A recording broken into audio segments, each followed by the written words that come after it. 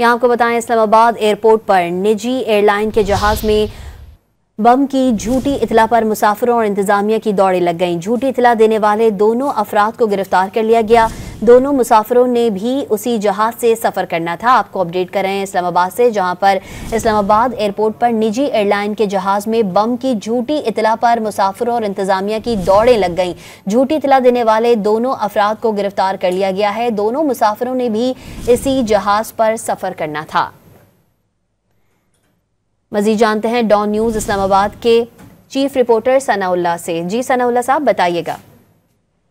देखिए, ये निजी एयरलाइन की परवाज थी जो आज इस्लामाबाद से कराची जानी थी और उस पर इतला दी गई और उससे जो बम की झूठी इतला थी, जिसके बाद जो फ्लाइट है वो रोक दी गई और इसमें अरकान पार्लियामेंट भी मौजूद थे, डिप्टी स्पीकर भी मौजूद थे और जिन लोगों ने ये इतला दी थी उनको गिरफ्तार भी कर लिया गया और उन्होंने जो बातें बताई हैं वो भी FIA जो बाकी काम है इस हवाले से इन्वेस्टिगेशन भी कर रहे हैं और अब वो फ्लाइट को क्लियर कर दिया गया है तलाशी के बाद और वो फिर अब रवाना होगी। 150 मुसाफिर थे इस फ्लाइट पर, जिसमें 8 अरकान पार्लियामेंट थे, जिसमें डिप्टी स्पीकर नेशनल असेंबली भी थे और अब क्लियरेंस, ये जराए बता रहे हैं कि क्लियरेंस उसकी मुकम्मल हो चुकी है और फिर कराची उसको रवाना किया जाएगा। जी सनाउल्लाह खान साहब हमें अपडेट करे थे, आपका शुक्रिया।